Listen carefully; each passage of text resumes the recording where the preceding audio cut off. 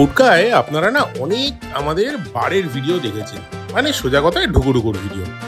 সেটা হতে পারে কলকাতার অন্যতম প্রাচীন সস বার, সেটা হতে পারে ব্রডওয়ে, সেটা হতে পারে আমাদের সবার পছন্দের জিপি বা গ্রিন প্যালেস, বা সেটা হতে পারে ওপিয়াম। এমনকি বাইরে গিয়েও আমরা যে হালকা মহুয়া টহুয়া ঢুকুঢুকু বাংলা এসব করিনি তা নয়, কিন্তু যেটা আমরা খুব খুব খুব কম দেখিয়েছি সেটা হচ্ছে কলকাতার লাউঞ্জগুলি।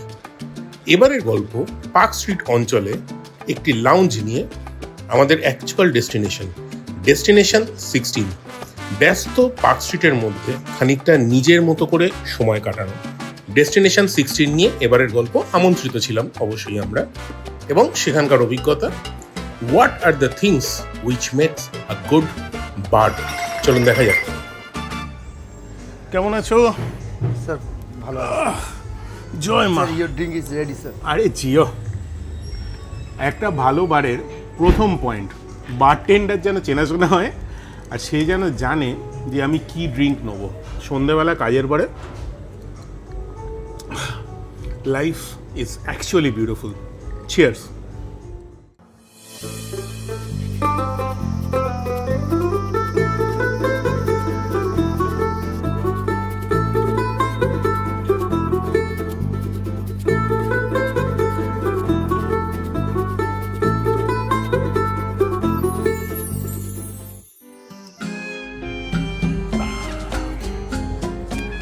পার্ক স্ট্রিটে যে সিলিকা হাউস বিল্ডিংটা আছে, মানে অ্যালেন পার্ক ঢুকছে তার কোনার বাড়িটা, সেখানে ডেস্টিনেশন 16 পাব অ্যান্ড লাউঞ্জ নতুন খুলেছে।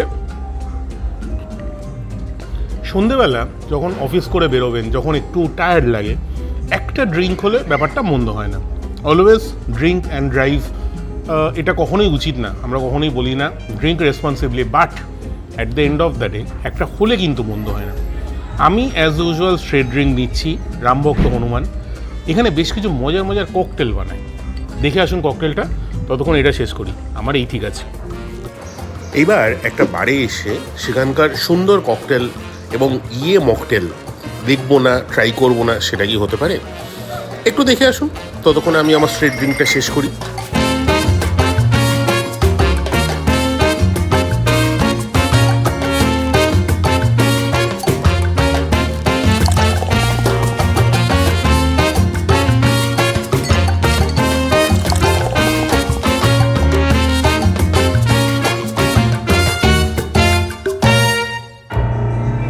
একটা ভালো পাবে বা লাউঞ্জে যেটা পরের point, that is a good crowd, good friends and cheers.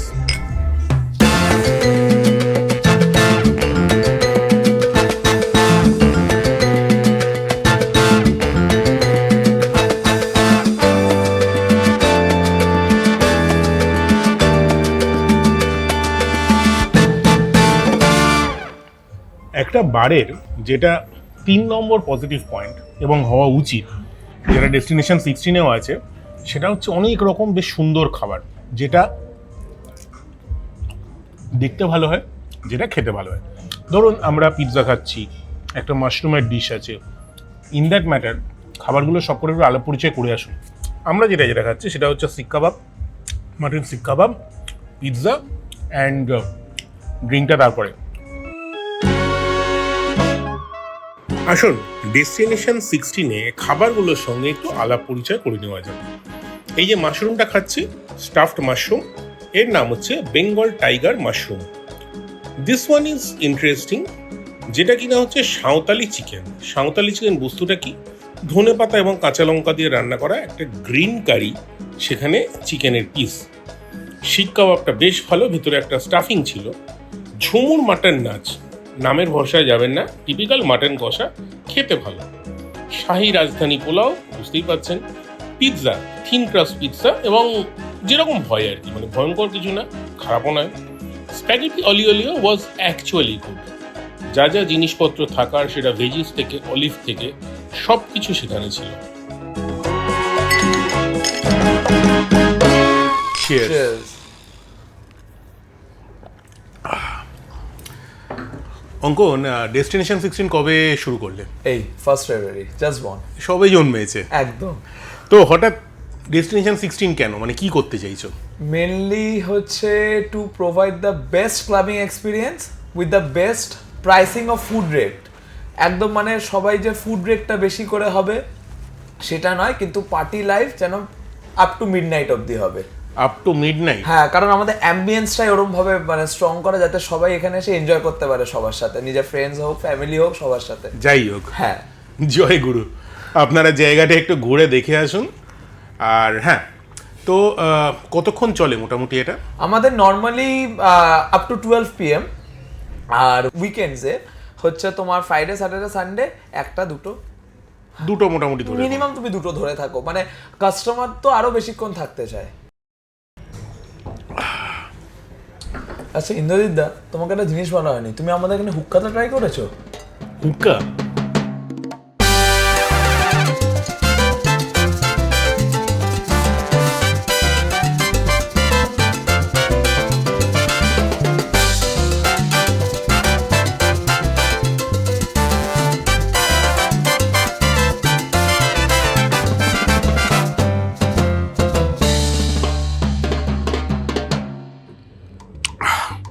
সন্ধে হচ্ছে, আমার বাবা রাত বাড়লেই ভয় করে, ভীত প্রজাতির জীব, বাড়ি যেতে হবে।